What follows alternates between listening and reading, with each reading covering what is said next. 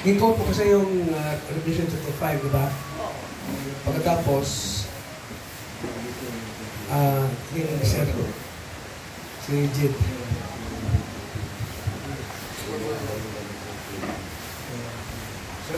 Pastor Toto, part na po ng tanong niyo yan. Okay. Pero mo, Revelation chapter 5.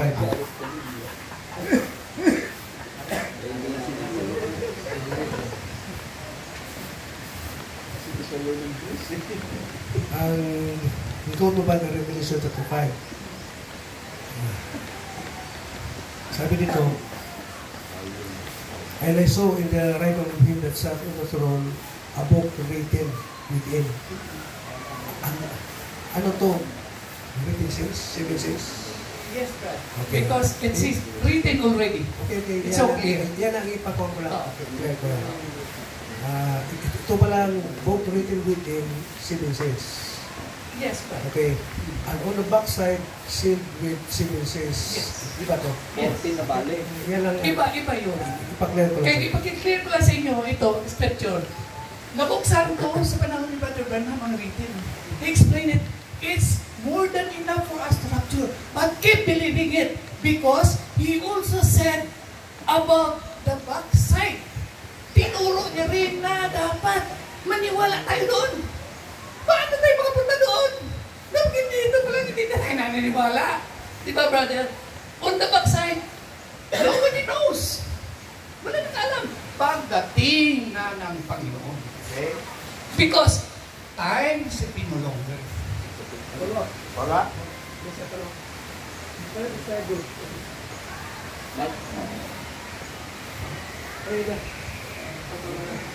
Ibanggit mo yung paksa ng book is another set of sins. It's not me. It's the...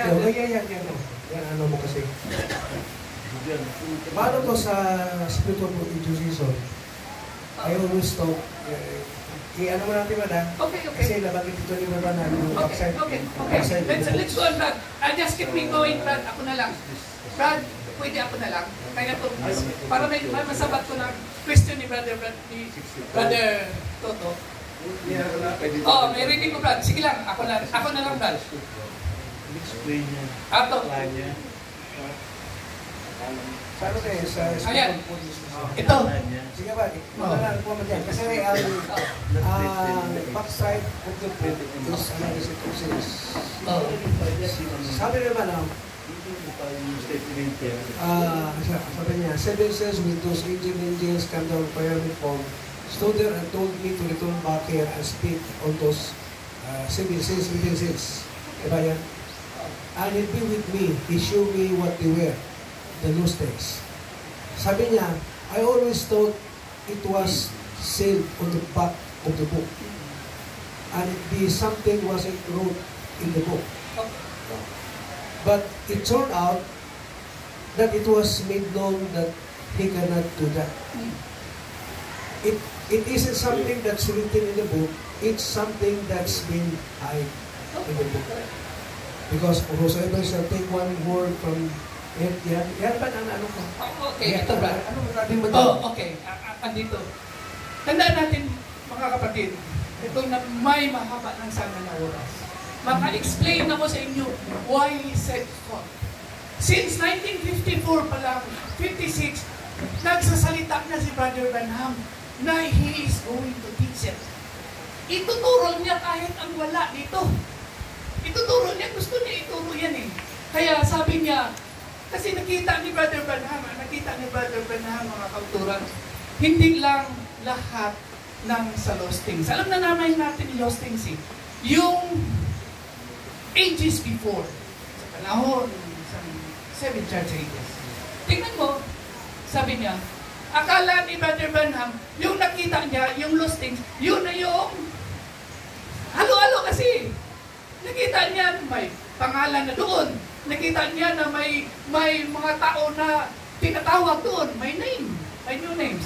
Ito, akala niya na ang written 7 seals ay reveal ni Brother Branham. Yung unwritten on the backside of the book, hindi pa na-reveal. Paano natin nire-reconcile yun sa Revelation 10:7? Na sabi, in the voice of the seventh angel, when he shall begin to sound all the mysteries of God's Trinity. Sino ang magre-reveal nun? Ito, Brad. Ipaano ko na lang sa inyo, Brad. Sa panahon ni Brother Branham, bumaba ang Panginoon. Present tense, which is. God is which is, and pinasabi sa kanya ang lost things, previous, which was, at pinasabi din sa kanya which is to come. Yun ang panahon ni Brother Branham. Nang dumating siya, bakit nagkamali pa tong mga statement siya sa Sir, what time is it, sir? That there are 7 other seals? You cannot say that. Meron akong gusto ikot siya, brother. Oh, Ito I don't na sabi niya, now this messenger of Malachi for Revelation 10:7 is going to do 2 things. Okay, correct. One, according to Malachi, for he will turn the hearts of the children to the fathers. 2, he will reveal the mysteries of the 7 thunders in Revelation 10, which are revelation contained in the 7th seal. It will be divinely revealed mystery truth that literally turn the hearts of the children to the Pentecostal fathers. Exactly, Brad. Correct, Correct. Brad. Totoo yan. Yung doktrina na yan, hindi ako ignorante dyan. Oh. Kasi taga-norte ako. Oh. Ang nagdadala niyan, si Alex. Alam mo Brad, mga... alam mo, Brad, ang thoughts, hindi yan kay Alex. Hindi yan kay Brother Fitzer, Brad. It's a relevant statement. All I only read it. Okay? So question, Pastor Nestor? It's not because you're... It's okay, brother. It's all of us here will Sige na meet yun. him during the Oo. judgment. So, bukas na yung 7 selyo, may 7 selyo pang nakasara. Oh. Diba? So, yun ang naririnig ko, naintindihan ko. So, take it for granted talagang mayroong 7 selyo pa na sarado. Sino, according to the scripture, ang magbubukas? Sinabi niya, Lord God Himself, He took the book. Pagbalik, rapture na yun, kasi hindi na natin kailangan pala. No, brother. When time shall be no more, time, pagdating, makita natin ang di ba? Tapos na. Yeah, rapture Tapos na. Oo nga, pero He opened the book. Sino magbubukas? Siya mismo. Saan? Doon sa taas. When we see Him. Sa taas, when we see Him. Hindi yan dito. When we see Him. Hindi mo tayo dinagkita sa babae. Ang Panginoon, hindi yan bababa dito. Not unless tapos na masunog. We will meet Him up Pag there. wala na ng oras sa kanya, ibubukas yun. Not here. Of course, it's not. Si Brother Adlay. Adlay? Ibig sabihin, pagkatapos buksan yung series, sinarado ulit, tapos buksan ulit doon. I never see that. Wala akong sinabi na Dito sa third seal. even the prophet never said that he closed it again. Dito sa third seal, sabi niya, but the book is closed, sabi niya. No one knows at all. They know it was a book of redemption. Yes. One is there. But it's to be revealed in the last days according to Revelation 3. Yes. The 7th angel is going to be given the message of that, because it's in the time of the sounding of the 7th church age, the 7th angel release out all the mysteries of God. Okay, correct. All the mysteries of God. Basahin mo ulit. Yung sinabi mo na. sounding. Then after it's revealed, the angel come down from heaven, which was Christ. Correct. Correct yun. Correct. Correct yun, sinabi mo. Pero, tingnan mo, Brad, ang sinasabi mo. When it's revealed, it doesn't mean it's fulfilled. Basahin mo ulit yung binasa mo. Na-fulfill ba yan sa 1963? Yes. 1963? Itong pangalan? Yes. Pati yung pangalan mo na bago? Na-fulfill na yan? Yes. Ha? Yes. Nakita ko ang pangalan mo sa ng buhay ng Cordero. Ha? Ikaw hindi mo ba nakita? Ang pangalan mo Ang sa pangalan ni Jesus Christ na bago? Hindi na bago, pero yung pangalan natin, nakita na natin sa Mulabs mo. Up there when we see Him, pati ang Panginoon, He has new name. Ibig sabihin, Brother Adler, may bagong pangalan ng Panginoon pagdating natin doon. Yes. At yun ang i-reveal. Oh, yes. So nandito tayo sa time dimension, reveal na yung pangalan sa atin. Hindi pa. Sinasabi ngayon, Nandito na tayo sa time dimension. okay, andito tayo. Andito tayo. We are still. Kaibigan ko yung tatay mo po. Brother. Okay, nice. Here, mga kapatid, gusto ko lang linawin. Hindi pa natin alam yung bagong pangalan natin. Pati yung pangalan ng Panginoon. Doon natin malalaman. Andito ang sinabi na meron. Andoon. It doesn't mean pag-reveal, it doesn't mean it's fulfilled. Hindi yan ang nangyari ng 1963. Okay, praise the 1 year Lord. old pa lang ako. Pero hindi ka brad na magre-reveal, ha? Ikaw. Hindi siya. Paano naman ako? Nobody is worthy, brother. Nobody is worthy. Andun si Elijah, si Moses, andun. Even Brother Bernard, even you, hindi ikaw worthy. Yes, tama. No one worthy. Open the book, worthy. Basa lang muna ako ng isang scripture tsaka isang quote. Bago ako magtanong, okay lang. Sabi sa Revelation 5:9, and they sang a new song, saying, Thou art worthy to take the book and to open the seals thereof. For thou wast slain and hast redeemed us to God by thy blood out of every kindred and tongue and people and nation. So gusto lang natin itama yung konsepto. Hindi naman talaga si Brother Branham ang nag-open. Yung Cordero. Diba? Hindi siya. Ang Panginoon. Inuusan niya sa kanya. Ngayon, dito sa statement, sa Sir We Would See Jesus 1964, so there, I think Christ is the inexhaustible fountain of life. And we are planted in Him. All we do is drink from that fountain of life and push out everything that we have need of in this journey. Sabi dito, all the things that we have need of is in Him, and we are planted in Him and grow from Him, and He is the inexhaustible fountain of life. Sa ibang statement, marami yung sinabi, all that we need of in this journey is provided here. Ayan. Sabihin hanggang sa rapture. Diba? So, sabihin, lahat ng kailangan natin hanggang tayo ay ma-rapture ay naipangaral na. Alright? Okay, hanggang sa rapture na yun. Including sa sinabi niya na mayroong backside. Hindi, ngayon, ang tanong, anong sense na we should be concerned about the 7 other seals?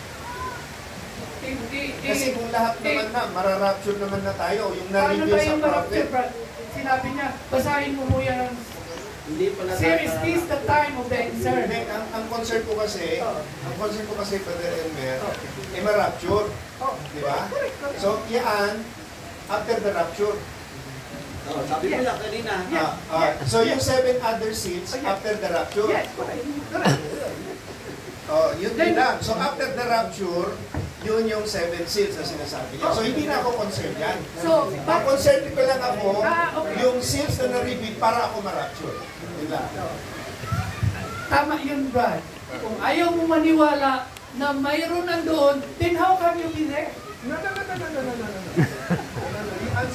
The answer Lahat ng kailangan para tayo ma-rapture, lahat ng kailangan para tayo ma-rapture, na-reveal na sa prophet at bago siya kinuha, na i-preach niya na. Yes. Okay? Including this. Including that? Yes. Including yung sinasabi niya na may backside na narating doon. So, mean to say that you cannot rapture. Kasi, alam mo, sa 7-6 nga, nahihirapan na tayo. Lagawin pa 14. Pinahirapan. Yun nga. Hindi, yun lang ang concern natin, di ba? Like, ganito. One question. Like, my follow-up question. Sabi sa scripture, lahat ng lihim na sa Amos 3:7 ay ipapahayag ng Diyos sa kanyang lingkod na propeta. Okay? So ngayon, if those 7 other seals na sinasabi mo ay unrevealed pa, meron pa bang lilitaw na prophet after the rapture? But in the first place, Ang Amos 3:7 para dito lang. Para tayo ma-rapture. Secondly, ang prophet never mention my other papa prophet para ma-rapture pa tayo doon. Overcover na tayo doon eh. Your question is irrelevant, brother. No. Paano pa magkailangan tayo na... If you say my question is irrelevant, your presentation is irrelevant because lahat ng kailangan ko para ma-rapture, I preach ng prophet and I believe it. Yeah. Sabi mo, after the rapture yan. Yes. That is irrelevant for our age. Okay. Amo na. Kung yun ang para sa inyo, brother, I cannot work you. Sabi lang ng prophet kanina, if you don't believe every single word that he said, you are Antichrist. So, it's up to you, brother. So sinasabi mo anti-Christ ako? No, para ito sa akin. So, Kasi di ba ganyang statement yan ng talo? Kasi Brad, kung born again ka, makikita mo yung sinasabi namin sa'yo. Kasi hindi tayo, pag ministerial meeting, hindi tayo gumagamit ng statement. Okay? Ito naman, nabasa ko naman, brother. Binabasa ko yung kung born again ka, hindi mo makikita, kung born again ka, makikita mo yung mga bagay nito. So, kasi tinanong kita kanina, sabi mo, tinatanong kita kung i-reveal, di ba? Sabi mo, after ng rapture. So, wala akong problema ron. Ay, sinasabi, relevant siya. So, ibig sabihin, para ako ma-rapture, kailangan malaman ko. Mystery yan eh. Ngayon, according to the scripture, i-reveal yan ng prophet because it is a mystery. Ngayon, ipakilala mo yung propeta mo na magre-reveal nung backside na sinasabi mo. Para makikinig din kami, susunod kami sa'yo. Kasi yun, gusto mo pala kasi eh. Ngayon, born again ka, makikita mo na kagad yung exposition of 7 seals. Brother, give me a chance. Brother, walang ibang propeta si Brother Branham. Pero, lahat ng kailangan natin, andyan na. Okay na. Rapture. Ma-rapture kita. Yun. Ma-rapture andun. Okay, it's true. Pero, sa lahat ng kailangan natin, sinabi niya na may buksan doon. Hindi ba yan part? Para saan? Para ma-rapture. Yun na sabi niya. Kanina. Ibalik ko na lang, Brad. Para maintindihan natin ulit.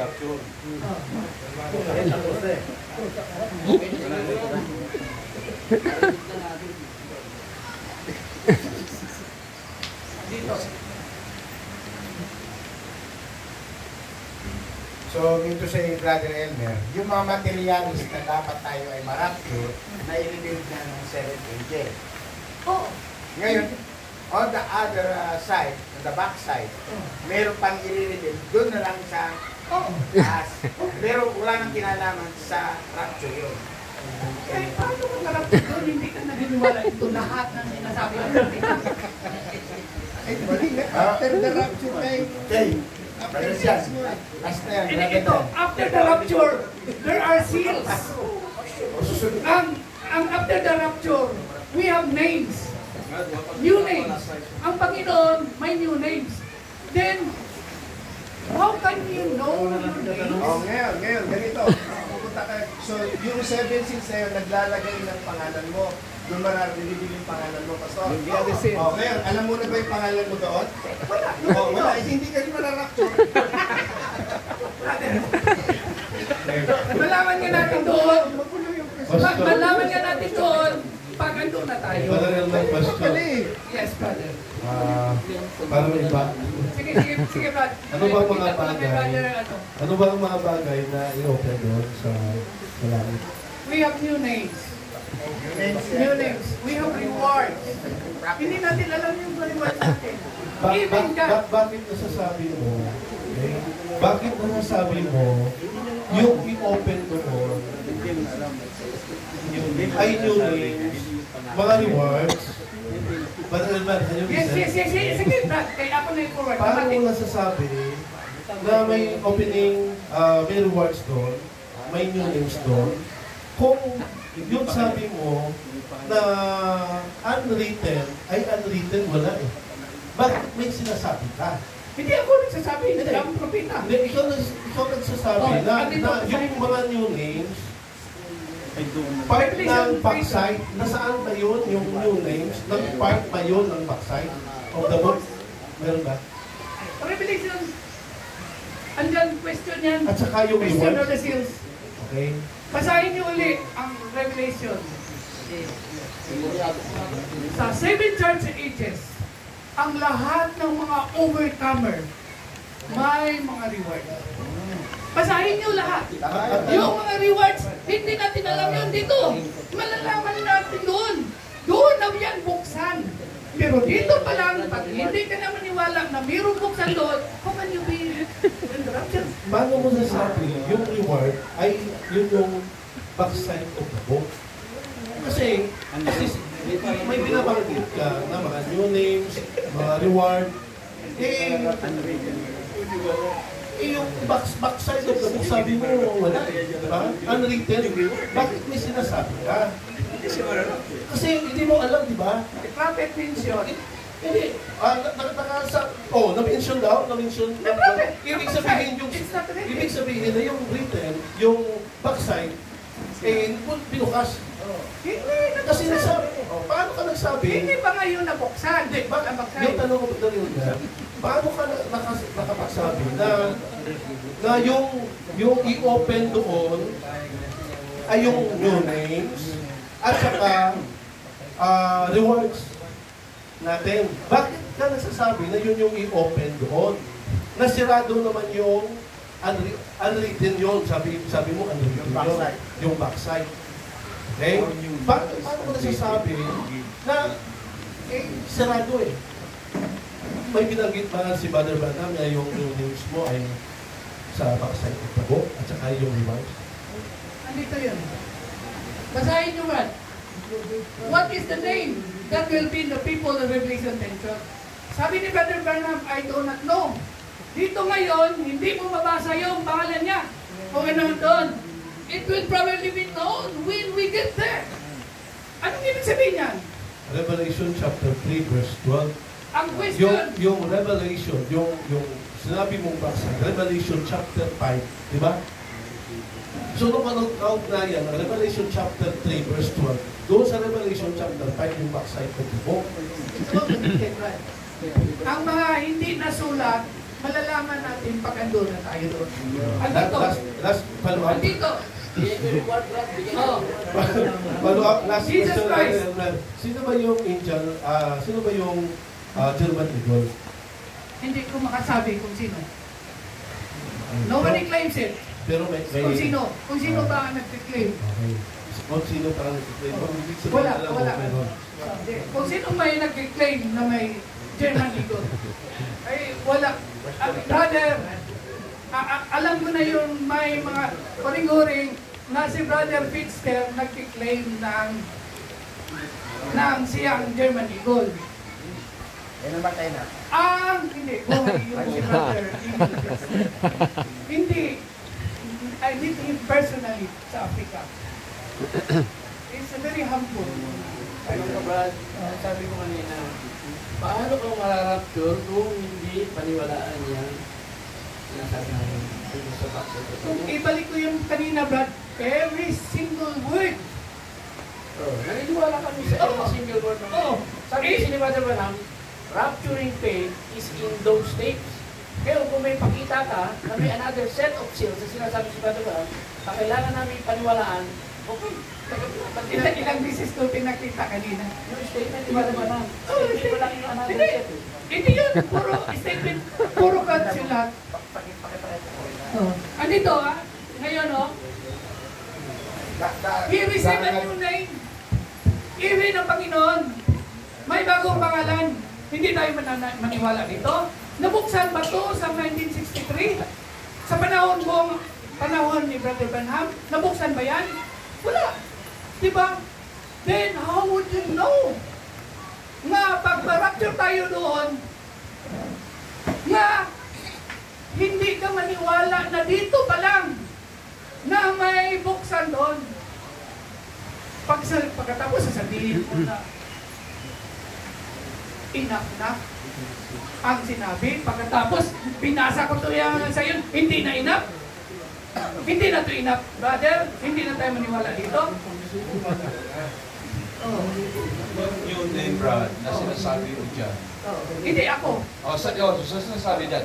Kailan ba isinulat yun? Before the foundation of the world, we have a name sealed. Okay. May pangalan tayo.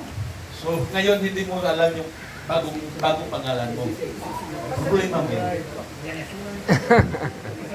Problema mo yan. Direct Just answer. reveal to us. Yes, given us a new name. So Brad, alam mo na ang bago mong pangalan? Yes. Sige. So, ibig sabihin, Brad, nandoon ka na galing ka na sa langit. It was revealed by the prophet. Andito, ano yan sabi niya? We made known when we get there. Okay, Pastor Lando. Ano, Brad? Nakahalin ka na dito sa langit? When we get there. Where sitting in heavenly places. Brad, potentially heavenly place kita. When we believe every single word of this message, including this. Okay. Let's put a picture. Nabago bang pangalan ni Brother Branham na pumunta siya sa Beyond the Fountain of Time? Brad, hindi. Oh. Bakit?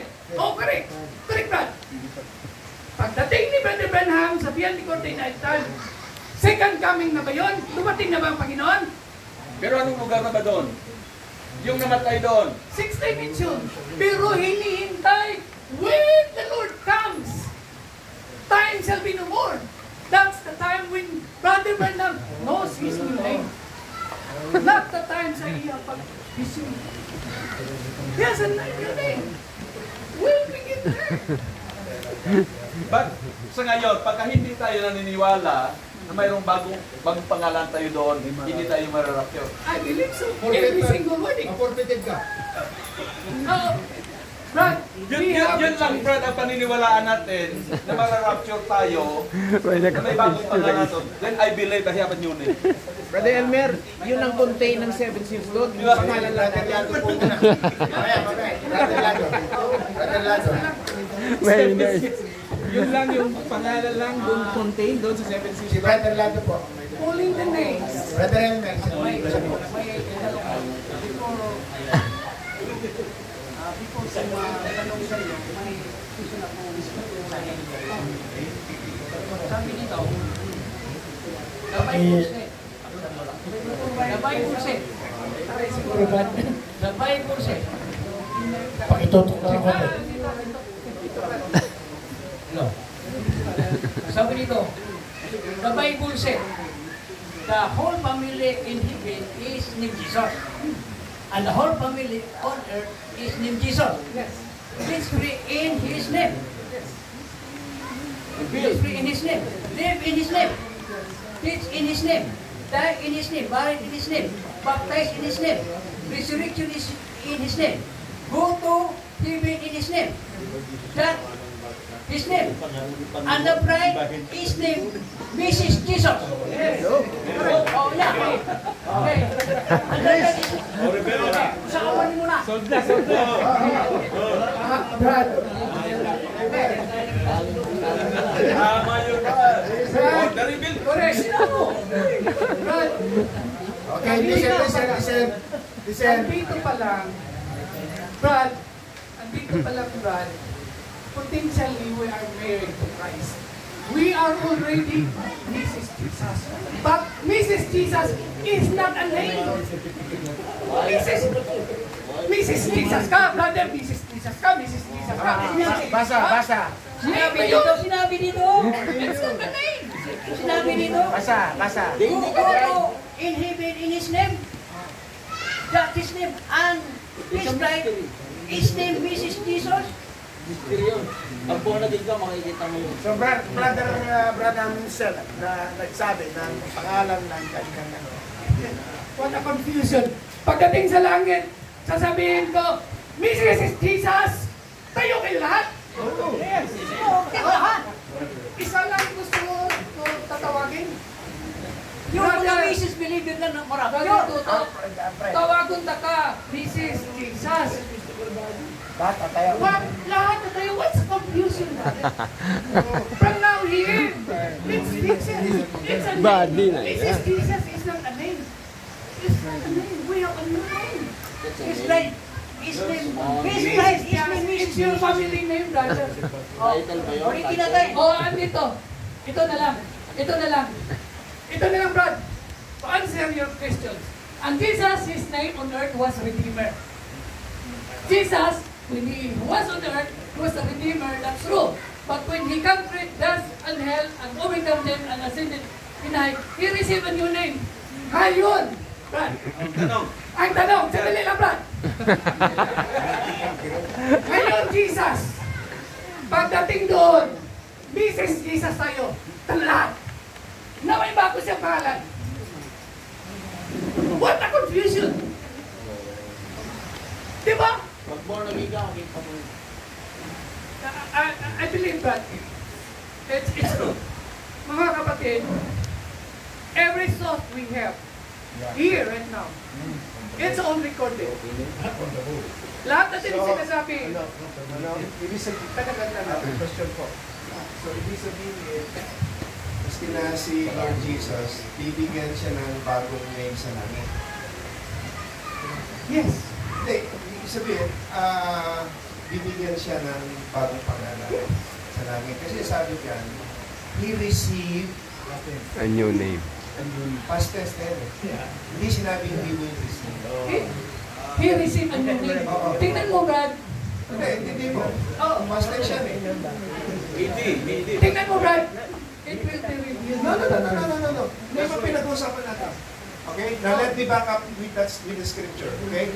Kasi ang sabi niyan, na-confirm niya na yung death and hell eh. Diba? He overcame death and ascended on high. Ngayon, dahil na-confirm niya na, after that, He received a new name. Okay? Ngayon, ganito. Let us put the scripture. Sabi dito, and being found in passion as a man, He humbled Himself and became obedient unto death, even the death of the cross. Philippians 2:9.